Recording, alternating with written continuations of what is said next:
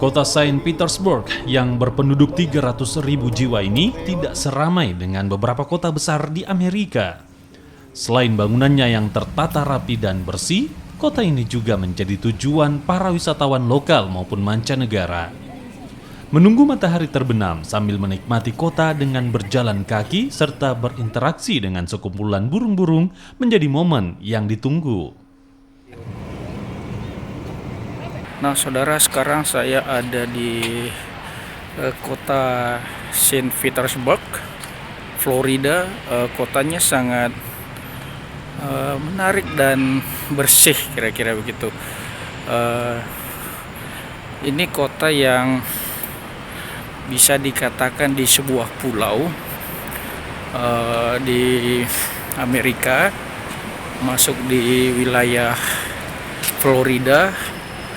Kota ini sangat bersih, tetapi tidak begitu ramai. Ini membuat kota ini menjadi sebuah kota yang sangat diminati oleh pengunjung di sini. Jika negara bagian Amerika umumnya mendapat musim dingin hingga salju lebat, namun berbeda dengan kota Saint Petersburg.